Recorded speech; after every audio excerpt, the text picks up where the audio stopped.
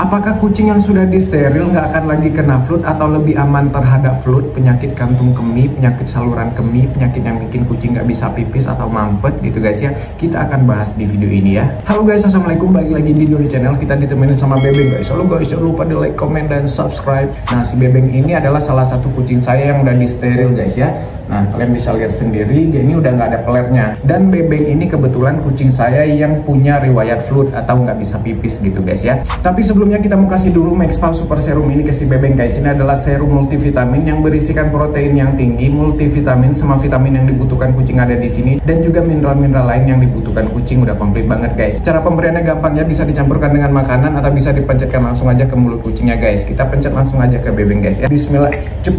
Nah gitu guys ya, Bebengnya agak-agak barbar kalau dikasih vitamin atau obat tuh susah banget guys ya. Tapi untungnya Maxpal ini praktis pemberiannya, cukup satu kali pencet aja guys ya, karena Maxpal Super Serum ini bisa mengatasi semua masalah nabul hanya dengan satu kali pencet aja. Nah, kaset Maxpal Super Serum ini udah komplit banget guys ya, bisa untuk menambah nafsu makan, menambah energi, mengatasi stres, mengatasi kerontokan, mempersehat bulu dan kulit kucing, meningkatkan imun tubuh kucing agar kucing gak gampang sakit dan mempercepat kesembuhan bagi kucing yang sakit, menambah volume ASI bagi kucing yang menyusui, bagus juga untuk kesehatan pencernaan, bagus juga untuk kucing-kucing yang baru dioperasi, disteril, atau kucing yang baru melahirkan gitu ya, untuk masa recovery-nya begitu ya. Dan masih banyak lagi khasiat Maxpal Super Serum lainnya guys. Dan untuk kucing usia 0 sampai 6 bulan bisa kasih varian Maxpal Super Serum yang junior ini guys ya. Cara pakai dan khasiatnya sama aja guys. Dan juga tentunya Maxpal Super Serum ini aman untuk kucing-kucing flu guys ya, atau kucing punya riwayat flu, karena kucing-kucing saya udah 2 tahun ini, 2 tahun lebih saya rutin kasih Maxpal Super Serum ini gitu ya. Kucing-kucing saya yang flu juga nggak ada kambuh alhamdulillahnya guys ya, jadi tidak menyebabkan kucing flu ya. Udahlah, nggak usah neko-neko atau nyoba-nyoba banyak produk guys ya, pakai aja Maxpal Super Serum ini. Dia bisa memenuhi kebutuhan vitamin harian kucing kita tanpa kita takut ada efek samping yang buruknya gitu guys ya. Langsung check out aja di keranjang guys ya, atau kalian bisa klik link yang ada di deskripsi atau di komen yang saya pin seperti biasanya guys. Maxpal Super Serum all-in-one solution. Dengan Maxpal nggak repot lagi pilih vitamin. Maxpal hanya untuk smart pet lovers. Oke, sekarang kita lanjut ke masalah kucing steril ini, apa ada pengaruhnya ke flu atau kucing flu ini nggak akan kambuh lagi setelah disteril, kita bahas ya. Oke, langsung aja guys ya. Seperti yang kalian tahu bahwa saya sangat concern atau sangat aktif gitu ya untuk membicarakan soal flu ini, untuk sharing soal flu ini, karena saya punya trauma terhadap flu guys ya. Kucing kesayangan saya ini, si Yupi ini, dia mati di klinik gitu ya gara-gara flu. Ini adalah kucing pertama saya yang kena flu. Pertama kali juga saya tahu ada penyakit flu dan langsung dibawa ke klinik diopname, cuma bertahan 1 malam doang begitu ya. Dan saya juga harus bayar tagihannya hampir 1 juta, belum termasuk makanan khususnya, urinary dan lain sebagainya guys ya. Dan status si Yupi ini pada saat itu dia belum steril atau memang nggak disteril guys ya. Nah, singkat cerita, setelah kasus si Yupi ini di tahun yang sama, beberapa bulan setelah si Yupi ini mati karena flu di klinik itu begitu ya. Nah, si Oyen juga kena flu guys. Nah, justru si Oyen ini kena flu ini setelah disteril guys ya. Akhirnya si Oyen ini saya obatin sendiri dan alhamdulillah orangnya sembuh guys ya. Dan sampai sekarang Oyen ini setelah itu 2018 kejadiannya, itu udah berapa tahun sampai sekarang ya, udah sekitar 7 tahun gitu ya.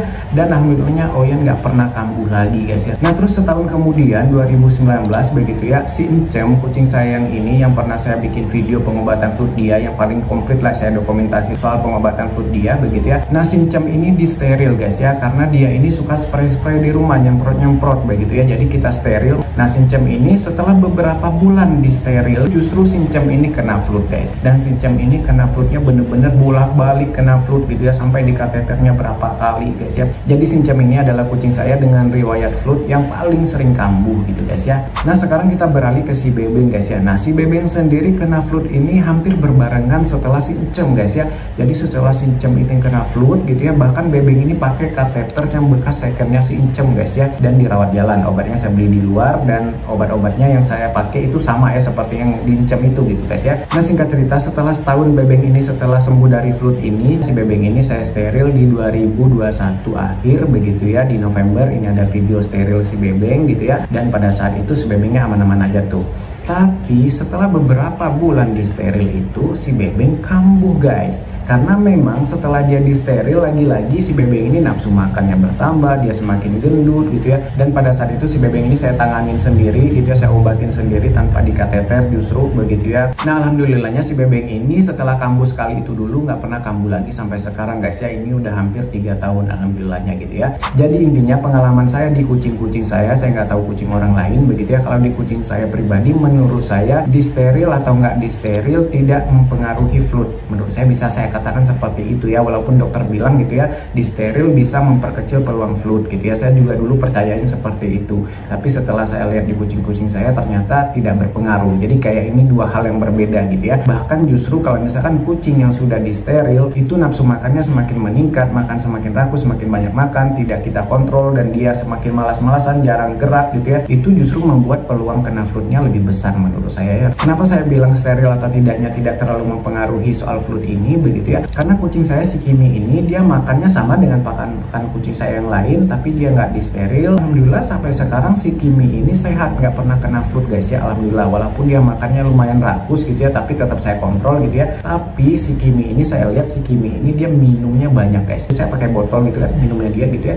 Nah sebotol itu sehari itu langsung habis guys. Jadi kesimpulannya kucing disteril atau tidak itu sama-sama berpeluang kena fluid. Kucing yang disteril bukan berarti kucing ini akan terbebas dari fluid guys ya. Kucing yang kurang gerak dan banyak makan, tidak dikontrol makannya, berlebihan atau obesitas, kegendutan gitu ya, itu peluang kena fluidnya lebih besar. Jadi pastikan kucing kita tidak berlebihan dalam makan gitu ya, tidak makan terlalu banyak, terlebih pakai dry food ya, dry food apapun itu, merek apapun itu begitu ya. Dan kalau bisa sebaiknya balik aja ke pakan alami ya, ayam, ikan begitu, atau campur tempe biar lebih hemat begitu guys ya. Udah pernah saya bahas gitu ya, bagi yang punya waktu gitu ya, bagi yang bisa begitu ya. Saya pribadi jujur aja belum bisa menerapkan itu gitu ya. Ya tahu sendiri secanggih-canggihnya, semahal-mahalnya, sebagus-bagusnya klaim kualitas si dry food begitu ya, tetap aja lebih bagus pakai makanan yang asli, yang alami, yang real food gitu guys ya, dibanding pakai yang makanan instan kayak dry food itu gitu guys ya. Dan menurut pendapat saya pribadi begitu ya, sepertinya untuk vitamin ataupun apa suplemen-suplemen begitu ya, ataupun kita ngasih apapun itu ya gitu ya, tambah-tambahannya begitu ya,